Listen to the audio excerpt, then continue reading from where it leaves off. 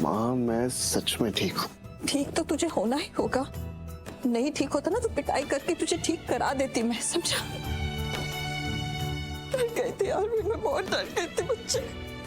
वो नेत्रा का इस तरह ना तुम्हें वो मैं बहुत डर गई थी मेरे बच्चे। भगवान का शुक्र है तो ठीक है, भगवान का शुक्र। क्या कर रही है तू? ठीक है यार भी, फिर तू रोएगी ना तो फिर तेरा बेटा भी रो पड़ेगा। तू चाहती है यार भी रोए? नहीं नहीं नहीं बस तू ठीक रहे बच्चा। आरवी बिल्कुल ठीक है। पूर्वी। जी पापा। बच्चे तू कहाँ जा रही है? यहाँ इधर आ मेरी गुड़िया। कहाँ जा रही है बेटा तुम? नहीं करण। आरवी तुझे पता है आज जो तू ठीक लग रहा है, बातें कर रहा है, अपनी माँ से मिल रहा है, ये किसकी वजह से? इस बच्ची की वजह से। बेटे तू नहीं जानता हमारी हालत क्या हो गई थी। सब डर गए थे, सब घबरा गए थे, सबने हिम्मत छोड़ दी थी। लेकिन ये बच्ची, ये हिम्मत नहीं हारी, डटी रही। एक ढाल बन के इसने पूरे परिवार को संभाल लिया। अंदर से डरी हुई थी लेकिन कभी जाहिर नहीं होने दिया। इसने तुझे मौत के मुंह से बाहर निकाला है, इसने तुझे बचाया है बेटे।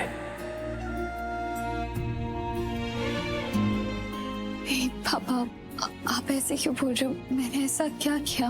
बेटे कभी तो अपनी तारीफ सुन लिया कर, कभी तो हमें भी तेरी तारीफ करने दे। हम जानते हैं कि इसने क्या किया है यार भी।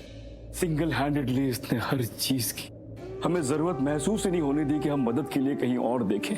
सब कुछ इसने कर लिया। पुलिस स्टेशन गई है बच्ची, FIR करवाया इसने, तो ये हॉस्पिटल लेके आई। यहां तक कि खून का इंतजाम भी इसी ने किया है। हम तो कुछ कर ही नहीं पाए, हम सिर्फ बैठे रह गए और ये लड़की सब करती गई।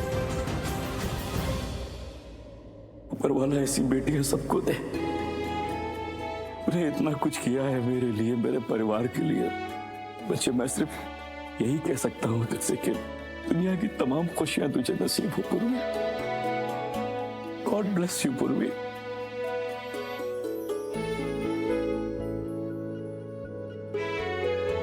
सारे लोग मुझे एटीट्यूड दिखाने में लगे हुए हैं ना।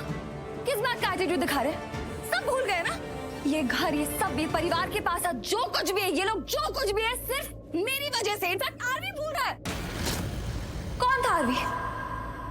एक मीडियोकर आदमी था, आम आदमी जिसके पास कुछ नहीं था, एक नौकरी तक नहीं थी। उसे जो कुछ भी दिया ना मैंने दिया। आज आरवी के पास जो कुछ है मेरी बदौलत है। ये घर, ये पैसा, ये नाम, ये सब मोनिशा की वजह से है। और ये लोग मुझे मेहमान कह रहे हैं। और आरवी वहां चुप खड़ा हुआ सुन रहा है सब। आरवी तो बोल सकता था ना, नीचे रोक सकता था ना अपनी दादी को, बोल सकता था कि नहीं मोनिशा मेहमान नहीं है, मोनिशा इस घर का हिस्सा है, मोनिशा मेरा प्यार है, मोनिशा मेरी होने वाली पत्नी है। इस बात में पत्नी घर में गई होती, अगर वो पूरी बीच में नहीं आई होती तो। It was not the right time. मौका नहीं था ये सब बात करने का। तू तो समझ सकती है ना। मैं क्यों समझूं? हर बार मैं ही क्यों समझूं? हर कदम पे मैं क्यों समझौता करूं? मैं ही क्यों गिरूं? मैं क्यों? ये लोग मुझे मेहमान बनाने में लगे और हर बात मैं समझूं? नहीं, ये पूरा परिवार हर कदम पे मेरे साथ बुरा करता रहता है, मेरी बेइज्जती करता रहता है। आदमी के सामने और आदमी चुप है। पत्नी को तो इतना जानना चाहिए। वैसे तुम्हारी आदत अभी तक बदल जानी चाहिए थी, क्योंकि जब से मैं तुम्हारी लाइफ में आई हूँ इस बेड पर तो मैंने कब्जा किया हुआ था। मैं कुछ बोलूंगा तो तुम बोलोगी कि पत्नी हूँ, इतना हक तो होना चाहिए। वैसे एक बात सही है, इतना सब कुछ सहने के बाद फाइनली मेरा बेड मुझे मिल रहा है।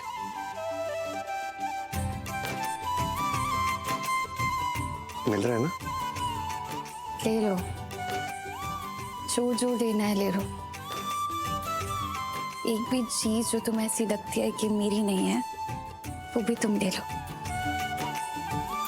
लेकिन कोई नई चीज मत लेना जब तक तुमने दी नहीं होगी, क्योंकि अब वो मेरी हो गई है हमेशा के लिए। नई चीज? हाँ, नई चीज से मतलब?